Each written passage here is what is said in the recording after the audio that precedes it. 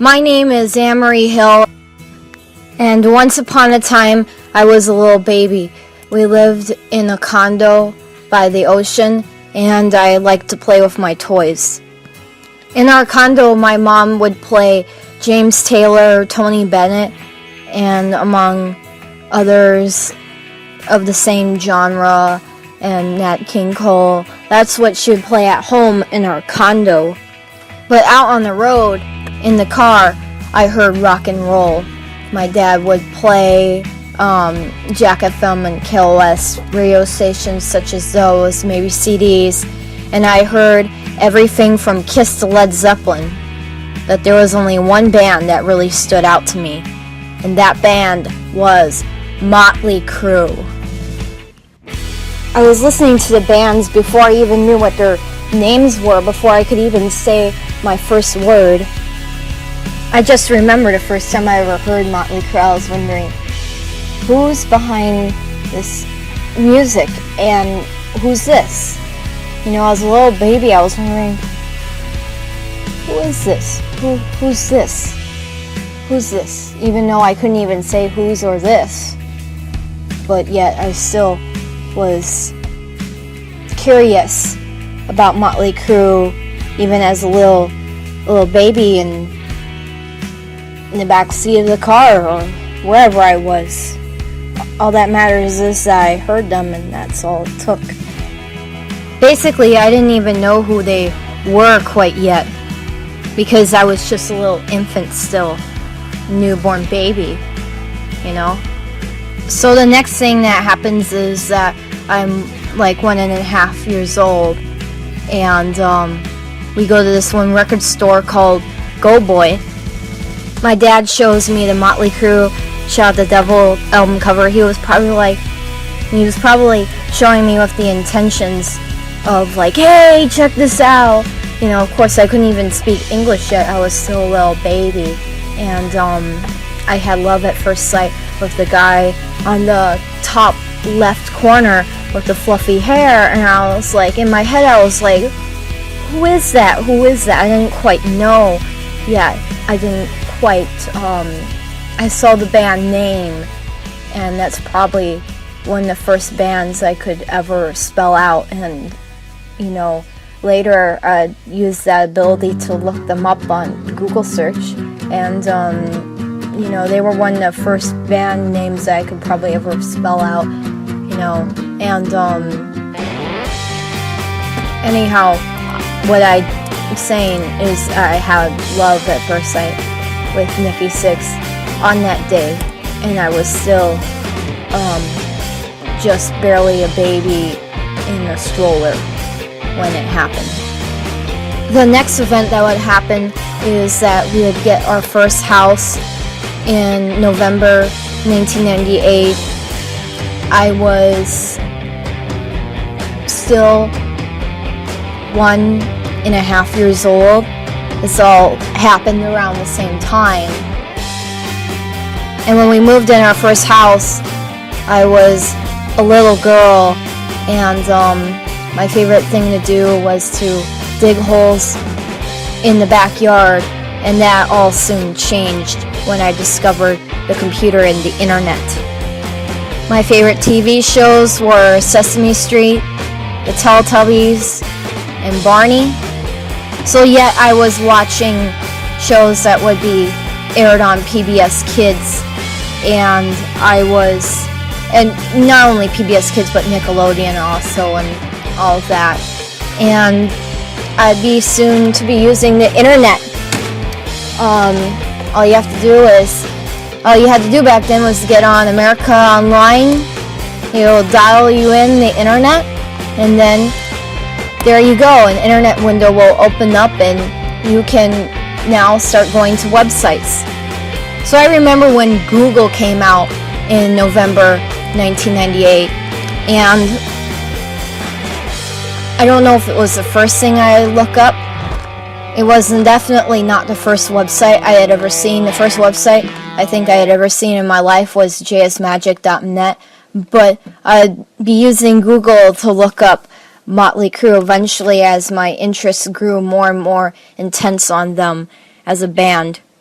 And then, oh my God, here's what happened. So then I'd be seeing all these pictures of Nikki with Donna and Tommy with Pam and all this stuff from Generation Swine, since it was still 1998. I don't think New Tattoo hadn't came out yet until 2000. So I'd be seeing all this stuff on them, just like, boom, Google is no doubt, like the gateway, and it's the key that opens the door to something that you would usually not really get that much access to unless you knew how to read magazines or watch TV. But I was still a little kid, so all I had to do was type in maybe NIKKSIXS or TOMMYLEE into Google, and then boom, here you go. This is the gateway into their lives. But sadly, I was really young, and that's what happened. I was also able to see pictures from Shout at the Devil 1983, 1985, and 1989, and so on and so forth. Not only did I see pictures, though, there was text in front of me. And at that age, you can't quite read yet. But when I eventually learned how to read around first grade, kindergarten-ish, that was still in my subconscious mind. And I was eventually able to remember it, what I had seen in front of me on the screen, and able to remember it. And then when I learned how to read, I basically learned how to decode my own memories of what I was seeing on the internet. So I already knew Mötley Crüe dirt stories before I could even read, basically. By the time I could read, I remembered the text that was in front of me on the screen, and then I was able to decode that, and then I all of a sudden knew all this stuff about rock and roll bands just out of nowhere. When the year 2000 came around, I was about 3 years old, and I was diagnosed with autism. And before I was even diagnosed with autism, I think in 1999, as early as 1999, I was in little kids gym programs, and I was in little kid art classes.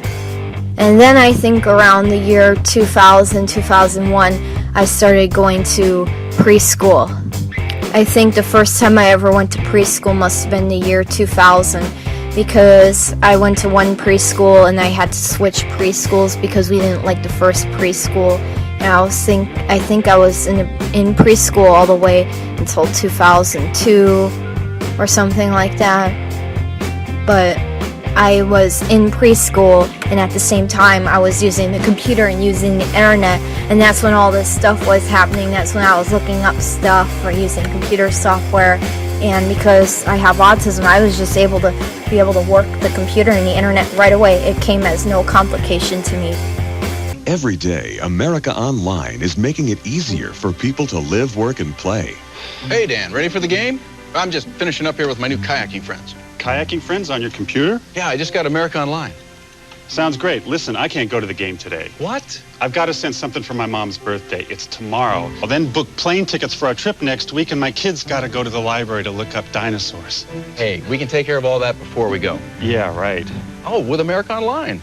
America Online can do all that? Yeah. How about sending your mom some nice flowers? All you do is click on Marketplace. We place an order. Call now for America Online, a new way to use your computer to communicate, have fun, and get instant news and information. During the fall season of 2002, I had officially enrolled in kindergarten, and I would be in kindergarten from the 2002 to 2003 school year. And a kid knocked me down the playground, and I had survived a concussion. They had to keep me awake because I was sleepy. I was on the borderline of going into a coma, and they had to keep asking me questions, and the hospital had to work really hard to keep me awake. And my mom had brought in a little gift for me. It was a puppet from their gift shop, and it was just really traumatizing. That was the first really traumatizing event that happened. I mean, this was the first really, really, really traumatizing event. This was like the most traumatizing thing that happened to me at that young age. In 2007, I was visiting my grandma, and we flew back to California, and then we had gotten the news that she was dying, so we had to fly back to say goodbye to her, and I had to watch my grandma die, and we had a funeral for her. And then after the funeral was done, we flew back to California, and then there was another event going on with my mom's sister, that she was dying of a brain tumor, so we had to go back there and say goodbye to her.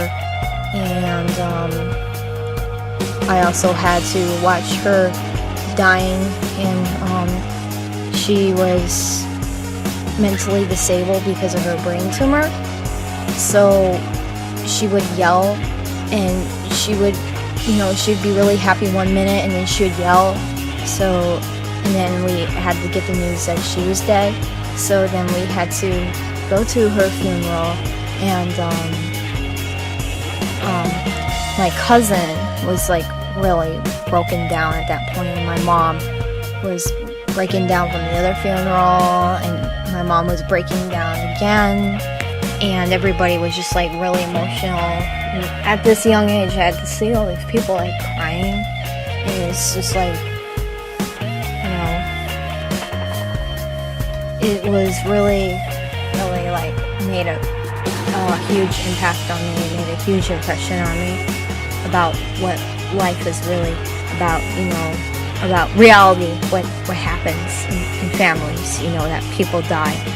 And in 2008, after my Aunt Pam's funeral, everybody was having this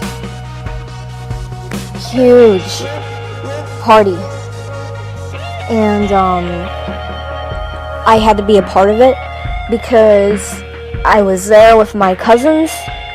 I wasn't really in the party per se, because I was too young to be actually in the party, but I had witnessed just like people just were like drinking and like yelling and running around, and it was just like I was in the middle of it all.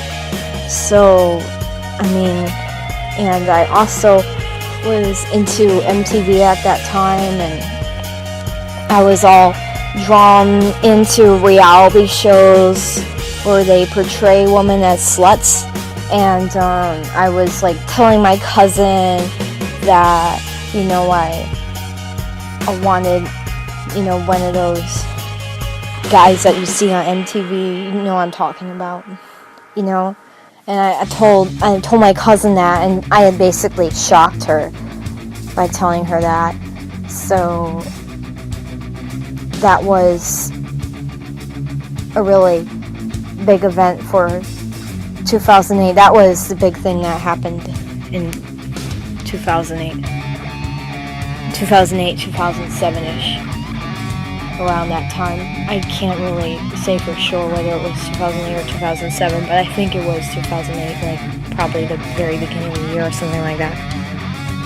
In the fall of 2008, I joined middle school, and I joined MySpace, and I, because of the Beverly Hills Chihuahua movie, I adopted a Chihuahua named Ginger from the Carson Animal Shelter.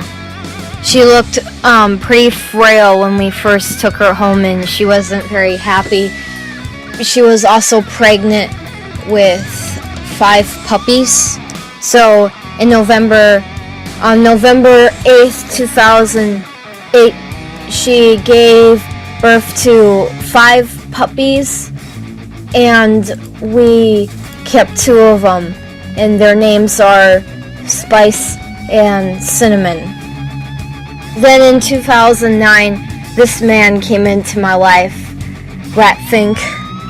I had told my dad that I got a dream that I was going down on Ratfink, basically, so kind of messed up, but yeah, I was 12 years old by that time, and I was also into Beavis and Butthead, and I was taking cartooning class, and I was drawing Beavis and Butthead, and I did clay sculptures with Beavis and Butthead,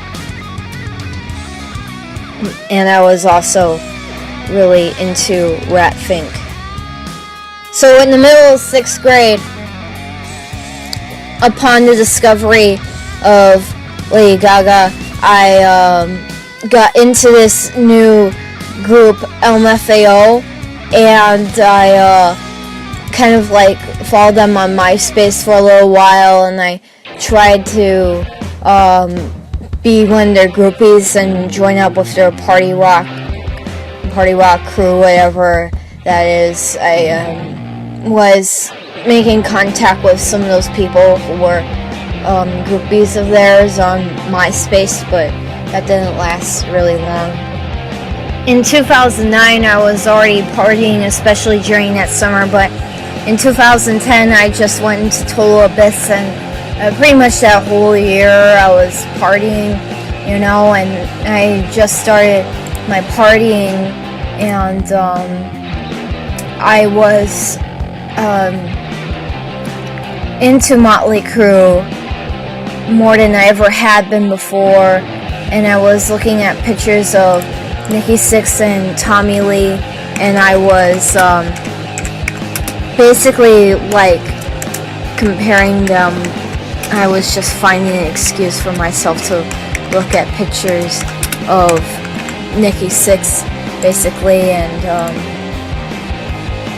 at that point it was starting to catch on to me that I really did have feelings for Nikki. It was starting to catch on to me at that point.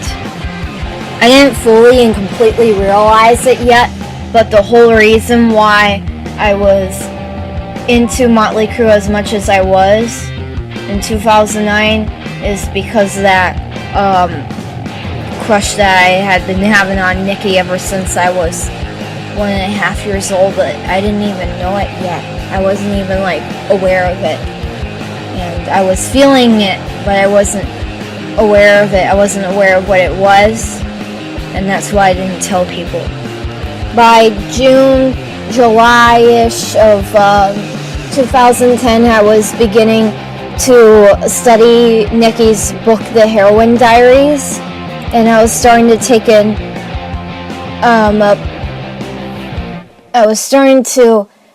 a real interest in Nikki Sixx. Not that I didn't before, because I remember Brides of Destruction and all that, and Carnival of Sins. I was following that, but now I think I had started to take a real interest by then. So I was studying the Heroin Diaries, looking at articles that were published upon the release of the book, but I'd say arguably more than anything that had an impact on me was watching YouTube videos and interviews, and Nikki had been in and out of the Covenant House, visiting the Covenant House, and in April of that year he had visited the Covenant House with on and off girlfriend at that time, Kat Von D, and I was reading up about it, and it was catching up to me, and I was going down that path myself too, of being a runaway. I was like really close to it, and I was like on the edge. I was really on the edge, really close, and I figured, and I had wrote in my diary, you know what, you're the giant, and I'm the aunt at this point, so it's like I might as well just come to realize that I'm in love with you, you know. So that's what, so that's leading up to eventually what is going to turn into an even bigger event coming up in August 2010, when I finally decide to actually tell my dad about this. On July 23rd, 2010, Jared Sagal uploaded a video on YouTube called Mötley Crüe's Nikki Sixx and Kat Von D. So that video and seeing the two of them together was further delaying me from fully realizing and admitting that I had a crush on him. But I think by that point in time I had realized that I didn't indeed have feelings for him, but I just wasn't admitting it. I was keeping it to myself, and this had been going on for so many years already. August 19th through August 22nd, 2010 was the tail end of Nikki Sixx's and Kat Von D's relationship. It all started on August 19th when Kat Von D posted a tweet confirming the media reports that her and Jesse James were in fact dating. On August 22nd, 2010, Blabbermouth published an article, Nikki Sixx wishes former girlfriend, mind the word former girlfriend, Kat Von D, nothing but the very best. And there was some shit going on MySpace, and now that word former was there, I started to finally come out of my my little world here, and I fully had waken up to the infatuation. By then I had fully waken up to it, and fully realized that I had been just partying to run away from reality all this time, and that it was just like, whoa, you know. So anyhow, it could have been anywhere from August 22nd to August 30th, and it could have been the 25th, you know, those, I don't know, I said it could have been any one of those days, okay, but I think it was August 30th, that I was in the car with my dad at Hollywood Boulevard, and Mötley Crüe was playing, and I told him that I finally have a crush on someone. I do have a crush on someone, and la la la la la. And then my dad's like, "Oh, who is it? Who is it? Come on, who is it, man?" And I'm just like, oh, you know, it was just so hard. It was just so hard to like finally get it out of me, to finally get it off of my back, and I just muttered Nikki Sixx. And, you know, it was kind of an awkward moment for my dad and I, because, you know, the relationships with Kat and all, like, we know all about it, you know, and it's like, it was just, he knew all about everything I was ever talking about, you know, and I did talk about him a lot. It's just, he didn't figure out, I'm astonished that he didn't figure it out on his own. You know, nobody really figured it out. You know, I had perfectly disguised it, I guess, I don't know. But at that time, I had fully been awakened and realized that it was real. And from that day forward, things in my life would never be the same again. On September 7th, 2010, TMZ had released an article called Moving On. Well, that's what the video is titled, Moving On, and it's this video of Nikki Sixx talking in front of a bunch of cars in a parking lot outside, saying, quote, "You know, it's hard when you were just told by someone you dated for 2.5 years that you're the love of their life, and then they move on so quickly, end quote. And the article on TMZ had said, quote, before Kat Von D began dating Jesse James, she was in a relationship with Mötley Crüe bassist Nikki Sixx for more than 2 years, and dude, it's been hard to see her move on so quickly. Nikki and Kat broke up back in January, but he claims that he doesn't hold a grudge, calling Kat an amazing girl and insisting that he wishes her the best, end quote. So Nikki and Kat had broke up in January of that year that articles were published, but I was partying too much to even really know about it. I wasn't really on top of that stuff back in January. I was just out of my mind. I just completely was blown out of the earth. I mean, I was just in space. So, I mean, I didn't know about that back in 2010 when those articles were published, but anyhow, they did get back together. They published articles that they were back, so that's why I was still waiting. I just kind of like, I basically just kind of let the fate of Kat Von D and Nikki Sixx kind of decipher how I was going to realize that I love him, and when I was going to say it, I basically let that decipher when I was going to finally stand up and admit it. And I look back on that and I'm like, no, why did I let that stop me? Why did I, where did I go wrong here, and why didn't I realize it, and why couldn't I have talked about it, you know? It's really difficult, because I had kept saying that I wanted to sleep with another guy. I kept saying that I wanted that. Little alone did I ever know that I was just doing that to run away from reality, the reality of love, you know, that I really loved him and really admired him and everything, and you know what I'm talking about. But anyhow, I was just saying that stuff and trying to go through it, that stuff, which it never went through, it never happened.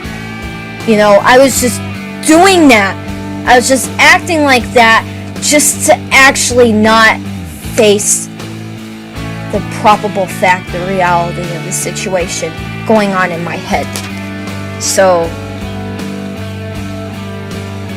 come on, this is a pretty crazy story. In September, upon the release of that article, I also decided to join back up with MySpace again. And this time I decided to join up on MySpace as this woman.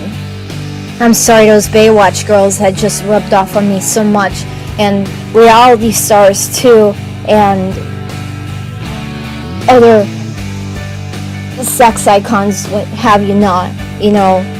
I had this idea that I could dress up in a nurse costume and just be like a star all of a sudden, just because of the costume.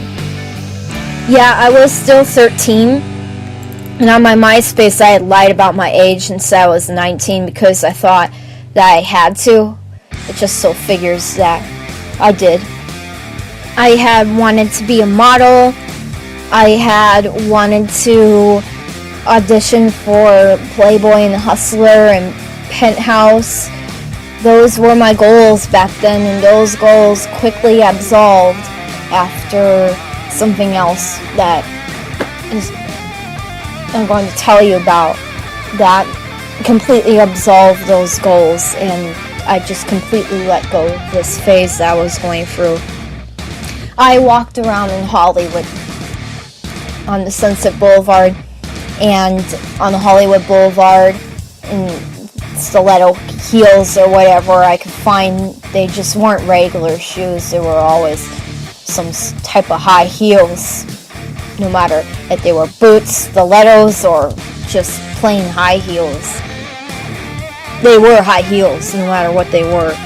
And I remember how the men would just like crawl over me you know, and then I always had to tell them that I was looking for Nikki Sixx because he's single. November 6th was the debut as who we would know being his wife, Courtney Bingham. They were at this party that was a launch party, Call of Duty Black Ops launch party, and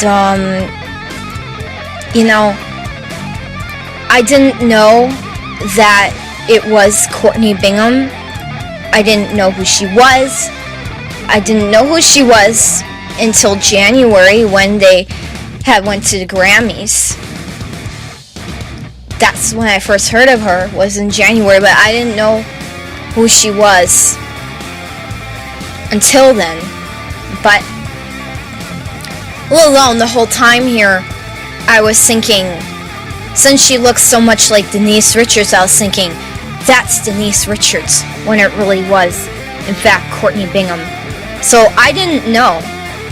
And Artisan News had uploaded a video on December 16th, 2010, saying, quote, Nikki Sixx talks to tabloids, Denise Richards' dating rumors spread.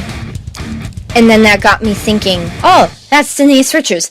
No, it's not. It's Courtney Bingham. But Nikki Sixx claims that he met her in New York. So the whole time that I was in Los Angeles, claiming to be looking for a connection to get to him, you know, because I wanted to go out with him while I was just basically, I looked like a slut whore on the outside, and I wanted to go out with him. And, you know, the whole time while I was looking for a connection in Los Angeles, he was really in New York. So I was in the wrong city in the first place. You know, he was in freaking New York, and I was stuck here in Los Angeles, you know, basically.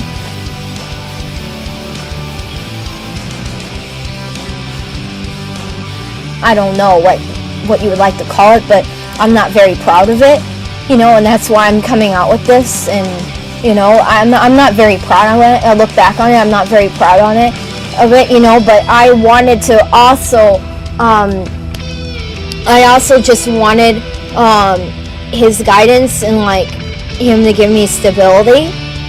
It was much more than dating, believe me. It was much more about establishing what would be like a relationship between the two of us that would be kind of like, you know, okay, I'm gonna be here for you and I'm gonna be your friend and I'm never gonna leave your back kind of thing. That's what I was really looking for. So this whole thing was just totally twisted and taken completely out of proportion. I took it out of proportion because of the way I dressed this way, because I thought it would get his attention and I thought I was doing the right thing, and I was basically following the path of his exes, you know. I just stated who I was influenced by, and everybody else blew it out of proportion. The whole thing was blown out of proportion, and my physical appearance dressing this way, you know, the way I decided to dress and the way I decided to carry myself and the way I decided to act, all didn't help. That's why I never got to meet Nikki Sixx when I first wanted to. I'm sorry, I got that wrong.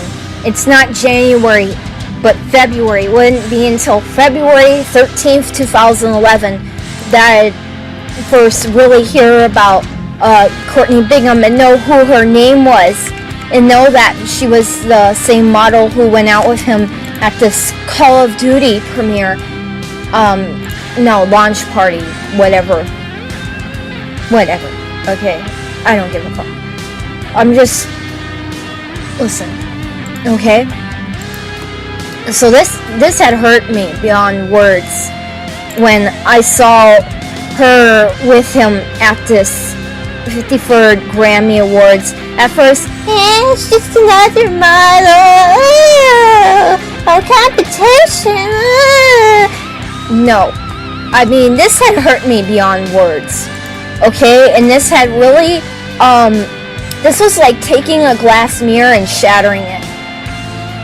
this was really bad for me, just in general. This was just a really horrible moment in my life when this happened. This was a really horrible moment in my life. And by the time the beginning of March came around, at first I didn't want to believe it. I was in denial. But then the articles just kept going and going and going and going to the point where I eventually said, yes, they're in a relationship. And I was like, fuck. You know, because I had never gotten to meet him. And This Is Gonna Hurt, after that, you know, This Is Gonna Hurt was published in March of 2011. Yeah. Was it March? I think it was, because I remember. And he was holding book signings. And I remember that I didn't want to go to the books. I remember that I didn't go to the book signings because I was just too hung up on this. That's why I never attended the book signings for This Is Gonna Hurt, because I was just too hung up on this whole event. And I basically let people crush me. I fucking let people crush me. That's what happened. I was 13. I didn't know what I was doing. I didn't know what I was getting into. But by then it was too late. I didn't have a second chance. I let people crawl over me and crush me. Yeah, so, okay, I can't find out, but I just know around that same time This Is Gonna Hurt was released, and I didn't go to book signing in my area because I was so hung up on this. In March, I had completely signed out of MySpace. Had no connection with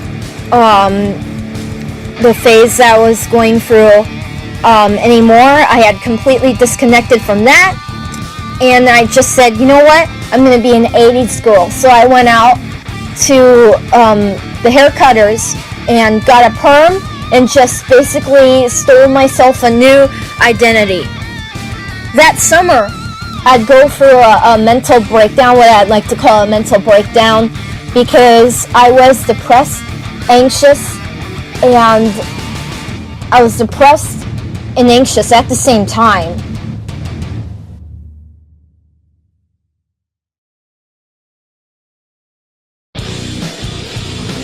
I think I was just right back to where I was, you know, right back to point A, basically. I had just completely lost connection with reality. I was getting drawn into these sleaze metal bands. It wasn't just Mötley Crüe anymore. It was other sleaze metal bands too. I was just completely getting all drawn up into it, and I kind of like lost contact with my friends, and the only people I were really talking to was this one psychiatrist and my parents, and that's what that summer was about. So it was basically no real contact with anyone else, and the only person that I also talked to was my Uncle Bob, who is dead now, and I told him that this was going on, and he knew about it, and he died recently this year I believe it was June this year, 2014, that he had passed away in his home, and I went to his funeral this past summer. So my Uncle Bob knew about this, but I was definitely going through an emotional mental breakdown. And when school was going on, also middle school, my last year middle school, 8th grade, I'd go to school sometimes because they'd just say, my mom would just call and say, yeah, she was having an emotional breakdown, basically, you know. They say right on Wikipedia that it's, quote, severe stress-induced anxiety, depression, or dissociation in a previously functional individual to the extent they are no longer able to function day-to-day basis until disorder is resolved, end quote. So I had really let this get to me to an extent that it almost would it would destroy me on the inside, you know. And when the Angry Birds came out, I got totally drawn into the Angry Birds. You know, the Angry Birds, my world was all about, you know, Angry Birds and everything that has to do with, you know, My Little Pony or Phineas and Ferb, anything that didn't have to do with what I had just gone through. I was instantly into it now. Anything that was basically hot, you know, at Hot Topic, you know what I'm talking about, that store Hot Topic. Anything that they were selling, anything that had to do with the store Hot Topic. I was a freshman by then, and I had basically locked myself on the Angry Birds and being a brony and being just into that kind of stuff and into Phineas. Anything that was, that other kids that were into it, you know, anything that didn't have to do with what I had just gone through with the mental breakdown. But I was still kind of like, it was ending lightly. I think I was still kind of in that mental breakdown. I was still pulling out of it. I was just at the very, like, it was just starting to, it was basically just starting to shrivel up, you know what I'm saying? Like, it was, how can I say this? It was, basically, it was just like, you know, basically, if you, like, cut up an apple, and you know how you eat all slices of the apple, and there's, like, one slice left? Well, basically, that was the last slice of the apple. My freshman year, being into Angry Birds and being into My Little Pony and all this shit that I wouldn't have been into otherwise. I was at the last slice of the apple. So the mental breakdown was, I was still kind of in it. I was just at the very last slice of the apple. And then when the last slice of the apple would be eaten up, finally, by my sophomore year in high school, that's when I'd eat up the last slice of the apple, is that summer after my freshman year. Before I had joined the School of Rock in December of 2012, I had seen my first Mötley Crüe concert that summer with Kiss in Irvine. So I'd be wearing the t-shirt that I had gotten from that concert in the first photograph that I had taken the School of Rock when I had officially joined. I'll tell you what, there was this video called More Roach and Roll with Nikki Sixx and Carrie Kasem that was uploaded on May 3rd, 2012, and I saw it. And in it, the School of Rock Dallas kids are performing for Nikki Sixx and Carrie Kasem.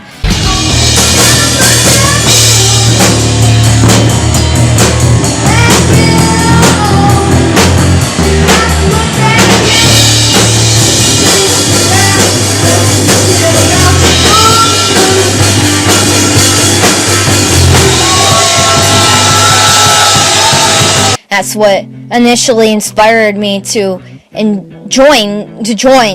And Nikki Sixx also had visited the School of Rock Dallas, as pictured here, with the kids who are in that School of Rock.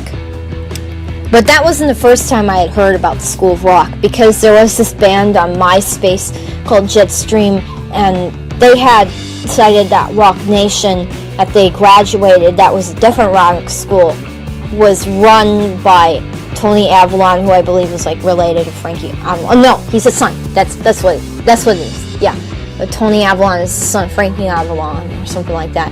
And then there was an advertisement that popped up on Google for the School of Rock. something that popped up on Google when I looked that up. It was like, School Rock. And that's when I first heard of it, 2010. But back then, I didn't look at it the way I look at it today. Back then, I didn't look at it the way I look at it today, you know. But by December 2012, I joined School of Rock, and that's leading up to the next thing that will happen after this. So a whole year passes by, still nothing happening, and then boom! I meet Nikki Sixx at Napa Auto Parts. I believe it was on August 14th, 2014. I remember it was on a Friday, so somewhere around that. Okay, so no, it was on Friday, the 16th, so it was like August 16th, 2013 or something like that I met Nikki Sixx at Napa Auto Parts, and here are some pictures that my mom took of him and I talking to each other. Not only did I meet Nikki Sixx, I also met his co-host, Carrie Kasem, and she's had a positive impact on me. Listening to her on air has had a pretty good impact on me, you know. And I do like her, and I do have a hell of a lot of respect for her because of what she had to go through with her mom, and, you know, when her mom put her through, and just the way she handled it so well. You know, I do have a lot of respect for her, and I have even more respect for her than I would have. You know, I have even more respect. You know, it's just a lot more respect because I have met her. I'm not saying if I wouldn't have met her that I wouldn't have the same respect, but I'm just trying to say that when you meet somebody, and then, you know, you meet somebody famous, and then you see that they have to go through some shit, and it's like, you know, and you're seeing it after the fact you met them, like, it's just gonna, you know, it's a different feeling versus you hadn't not met the person. You know, it's a different feeling when you meet somebody. Believe me, it is. In October, earlier that month, I had met Gene Simmons at Rockin' Brews. In late October, I don't remember the exact date. Oh, I got it. Because I wrote a book, I'm able to pull this up. I say I met Tommy Lee on Saturday, October 26, 2013. So that was the day. And that day changed my life. Because from that point on, I said, hey, Tommy, I promise that I'm going to read my book. And I did. And that book has made me look at things differently. So, I mean, a positive aspect here, okay? And I'm just now starting to get this, whatever you want to call, like, starting to get this, like, control, sort of like, normality in my life when I get older. And I couldn't have that when I was younger because I was just too crazy. And the right people weren't in my life either. But now, it's all of a sudden, when I have met Tommy Lee, it's like, now I finally got the right person into my life to make this normality happen with me, you know?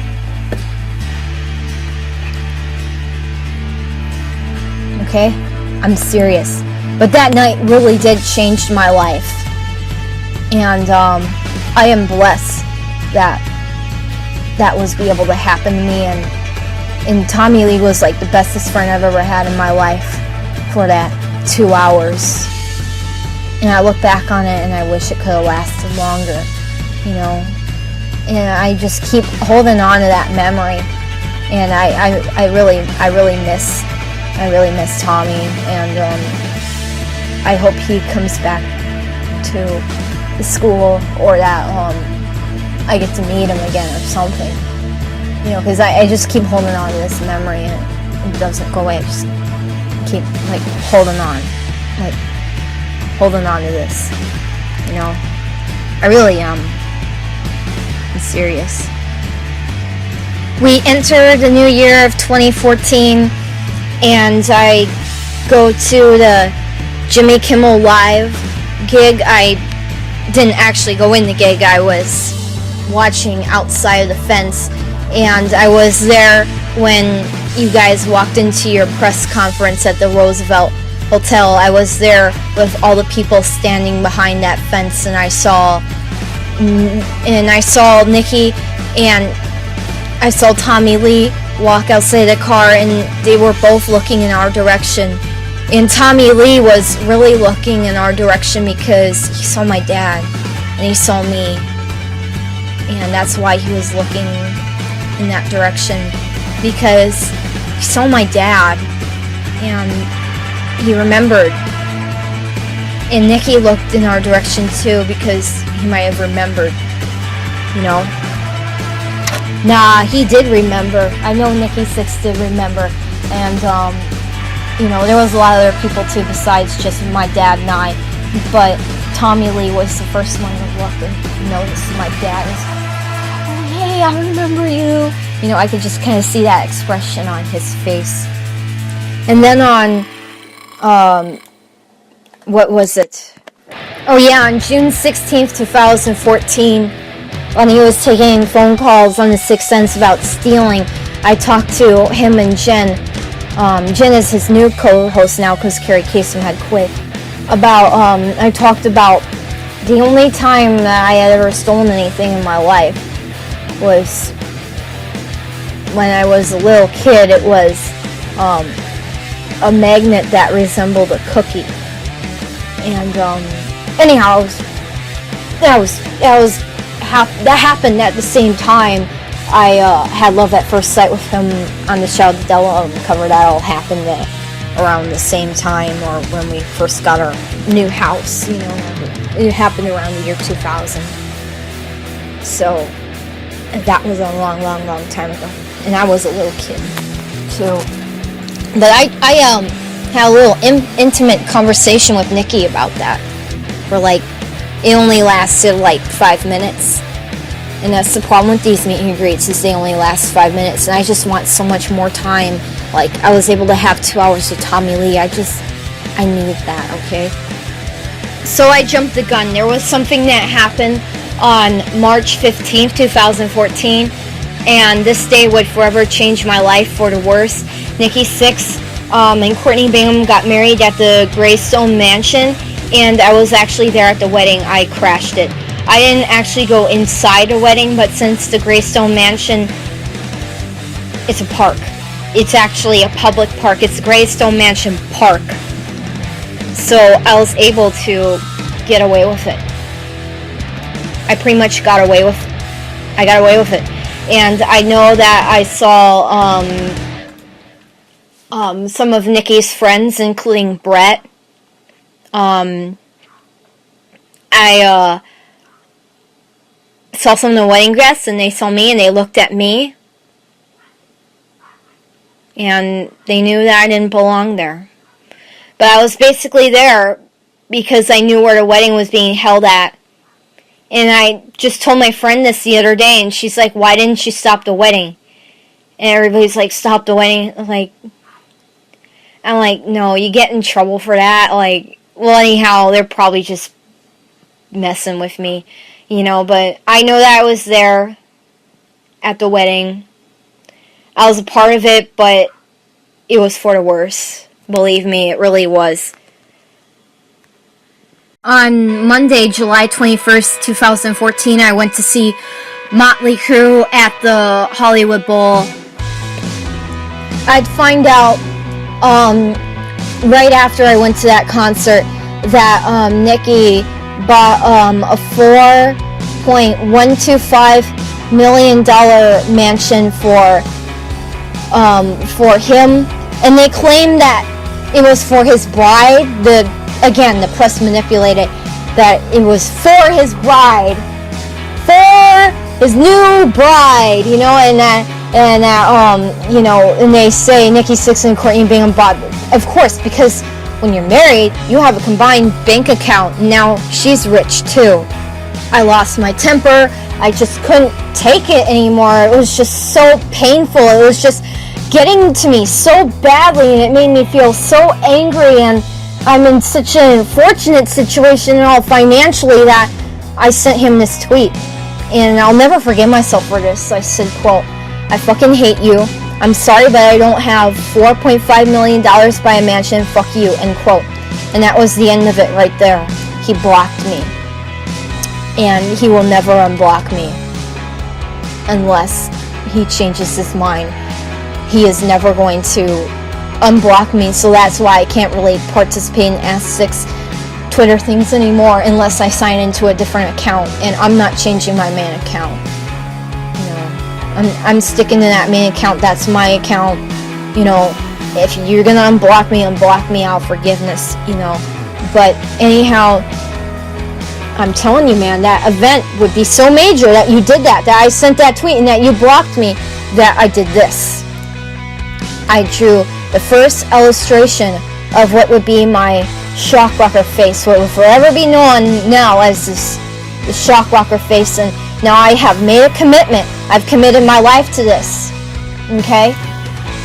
I also made this album, and I uploaded it on YouTube, and all the songs in it are inspired, not all the songs, but like, you know, 7 out of the 8 songs are actually songs written and inspired by the event of Nikki Sixx blocking me. How I felt, just how I feel emotionally goes into all these songs right here, you know? That's just the next thing that would, you know, that's just what would happen here. And I actually gave him the CD at the next event I'd go to, meeting him with 6 a.m. On October 8th, 2014, that this would be the second time I'd meet Nikki Sixx, and I actually gave him my CD in my shock rocker makeup, which was inspired by him blocking me, was inspired by that very thing that happened on the internet. I would actually give that to him and have that, and have that given to him, saying, quote, "Will you take this?" And then I told him I'm inspired by Alice Cooper. That's another thing. I also saw Alice Cooper perform with Mötley Crüe on that day, July 21st, 2014. So now I am committed to this, and I'm gonna be the next female shock rocker, or when the first female shock rocker is. I am going to be a female shock rocker now. Then one day I'd be on Wikipedia,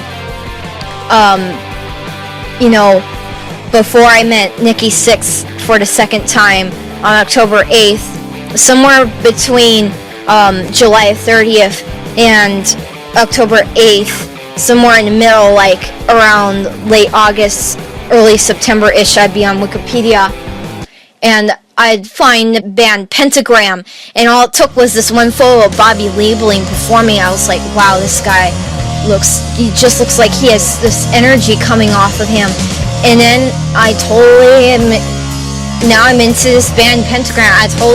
Now it's like I'm totally into Pentagram, and now I fallen in love with doom metal, and this doom metal sound is the sound that I want, and I want to have this sound, I want to be a cross between, Mötley Crüe, Pentagram, Black Sabbath, and Alice Cooper.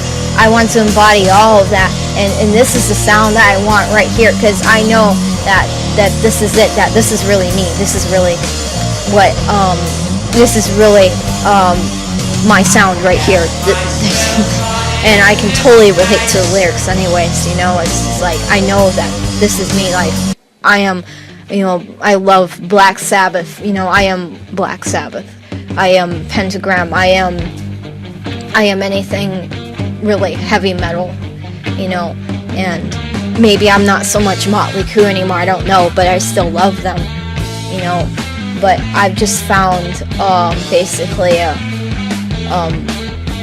place of comfort in this kind of doom metal music, basically. And this is who I am now. I am a shock rocker, and I have re-recorded another demo of my song I Want to Get Out of Here, and I have done another little side song, but this is who I am now. I am a shock rocker, and I do stand out, and I am committed to this art, and I want to bring the good music back. I want to bring rock back, and I do want to be successful, and I do want this to, I do want to put this out on stage, and, I do want to get on stage with this, and I do want to perform like this, and I do want to ultimately be like a female Alice Cooper, sort of like, and I embrace, different forms of metal and stuff like that, and I want to be a shock rocker. So this is who I am now. This is who I am now. This is who I am. This is what I become, and this is truly who I am. I have found myself. I have found who I really truly am. Just recently, as of October 8th, 2014, I last met Nikki Sixx at the 6 a.m. signing meet and greet in Burbank, California at Best Buy, and I also met DJ Ashba and James Michaels. By the way, they're wonderful people. And Nikki Sixx signed 6 a.m. CD that I have for Modern Vintage, and they signed the box too. And Nikki was really nice to me over there and stuff, and well, anyhow, basically I went to that meet and greet making the decision that I wouldn't publish my book at that time, because I told him, I was like, I'm going to release my book this weekend, and I looked at him straight in the eyes, and he was smiling up until that point, and I said that, and then he just stopped smiling, and I knew there was something wrong right away. I was like, oh my God, maybe I should wait. Oh my God, I gotta edit. Oh my God, it just hit me. I'm like, okay, you're not smiling anymore, so I get the fact that you're picking up on the fact that something's wrong here. So, that's why I have been waiting so long to publish my book, and that he changed my mind. If it weren't for that, I was telling my dad the other day, if it weren't for that, I would have done it. I would have published the book, and I was telling my dad that he did the right thing in stopping me from doing that. I mean, now I figured to myself that I'm mature enough just to go through it and just filter out most of the Nikki Sixx stuff, if not all of it, just filter out. Just only leave positive stuff in there and stuff like it. Negative stuff, just trip most of it out. Get it out, get it out, get it out, get it out, get it out. So basically that changed what I was going to do. He changed my mind. I'm like, oh, okay, I see you're not having a good reaction to this. I don't want that. And my dad told me that he may not like my documentary, and I was like, well, he doesn't have to like all of it. Probably the part that he wouldn't like the most is where I say I'm crashing his wedding, and I say, yeah, well, I did that, sure, and it's in the past, so let's just try to move on, and I regret it anyways, and it's like, and I told him, yeah, he doesn't have to like all of it, but I told him that he should like some parts of this, though. And I worked very hard to put this together, and this is kind of like making up for what my book, making up for not releasing my book, My book is called The Background of Anne, so I'm still, it's still like, it's sitting on my computer. Yeah, so that's a wrap. I'll have you know that I still love him very much, and that I still care about him, and sometimes I say things, I'm like, oh, I don't like him anymore, because, like, he hurt me, ugh. Oh my god, like, I don't like him anymore, because I was saying the other day that I feel for what I went through back then, and men didn't treat me very good back then, and, like, I feel for what I had to go through back then, and what I've gotten now, and what I expected doesn't match up with my expectations and everything. Just, it doesn't go hand in hand. Doesn't. I wanted this man to feel compassionate for me. You know, I want him to feel, you know, in my mind, I'm like, I want compassion, you know. And it seems like he was showing compassion in these taped interviews. It seems like he was showing a lot of compassion, and I thought that I'd get the same compassion out of him. You know, I thought that I could just get all this compassion out of him. I mean, I still am thinking that he can be compassionate towards me, because there's something that I'm hiding, man. There's something that I'm just been waiting my whole life to tell you. And you're gonna find out if you talk to me, because I'm gonna tell you. I'm gonna spill the beans. It's like, isn't it pretty obvious what it is? Can't you already, like, take a guess and figure out? Right? I bet you already know what it is that I'm wanting to tell you. You know, and, you know, I've been looking to you for love, so, you know, don't hurt me again. That's all I got to tell you. It's like, don't hurt me again, you know. You know that I love you deeply, emotionally. You know that I feel very passionate towards you, and that I love you in a good way. You know that. Okay? You know that now. So I feel that you should open up your heart a little bit and open up your mind, you know. And this is something that I was just thinking. You know, we don't have to be the closest of people. We don't have to be close in age. We don't have to be the exact same people. We don't have to be exactly the same. We don't have to have the same, the same, hold on. You know, we don't have to have the same perspective on things. We don't have to have the same thoughts. We can disagree. We don't have to agree all the time. And, you know, we don't have to be from the same walk of life. You know, I don't have to be Courtney Bingham if I don't want to. Sorry to drag her into this. But I just wanted to say that and get that over with. I don't have to be Duff McKagan, be from Guns N' Roses, no offense, okay, but I'm just making an analogy here, like, I don't have to be from a band. No, I don't have to be directly from the 80s. No, I don't have to be, you know, a bassist. You know, I'm a guitarist, but I know I'm very close to, you know, I don't have to be the same, you know. I don't have to be I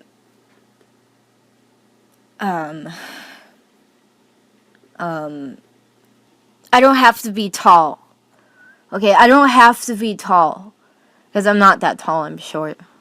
I don't have to be famous. I don't have to have $1 million. And that's okay, because, like, I'm just trying to say, like, you know, that this is okay. I'm just trying to say that this is okay, because, you know, I don't believe that, you know, that I don't believe in you know, what is it? Standards, I guess. Is that what it is? Or is that what it is I'm thinking of right now? Is it called standards? Yeah, I'm pretty sure. Look, I mean, I don't know if I'm just fine with who I am, but, like, you know, I can't, like, do anything about this. I mean, I'm basically just trying to tell you, one, I don't know what to do about this. Things are the way they are. I don't know what to do about this. You may know what to do about this, but I don't. Okay? I don't have to eat the same food. I don't have to have the same walk.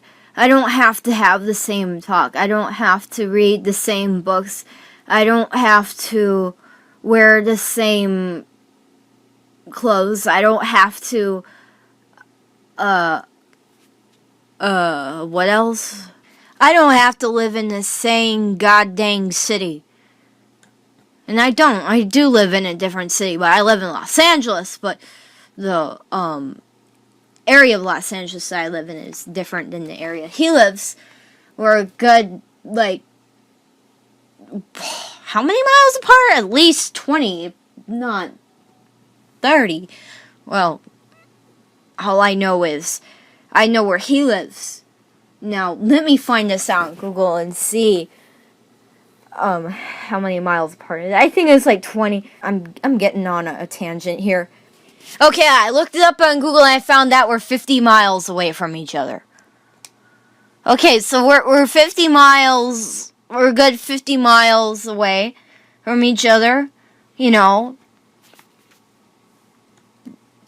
So I don't have to live in the same city. I don't have to be the same age, and no, I don't have to, you know, no, I don't have to have, forget it.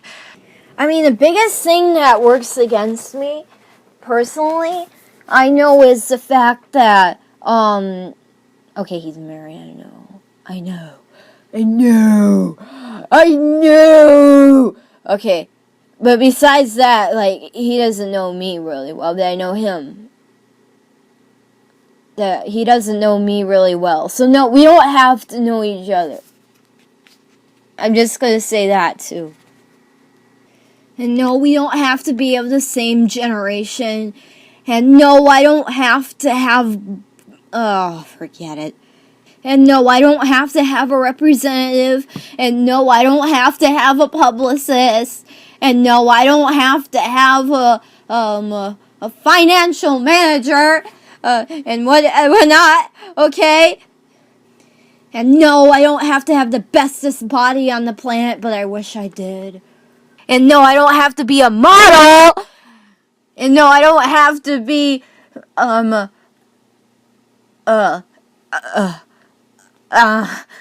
don't know anymore. I don't know. I guess my point is I don't have to be perfect. Does that make any sense? Does that make any fucking sense, for crying out loud? Okay?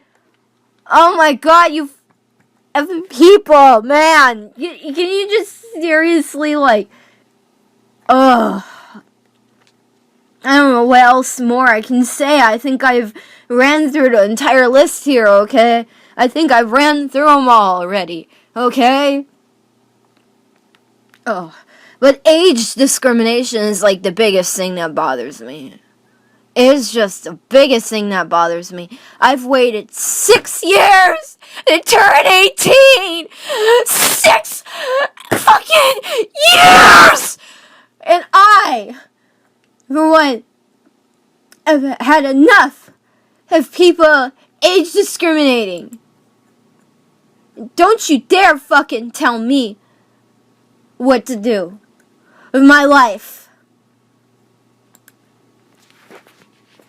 Okay, so I think that's gonna be the last straw here with this documentary. Alright, so I am done recording now for this documentary. You know, but I still love him. No matter what he does, it seems like I'm still in love with him. And I honestly don't know what to do.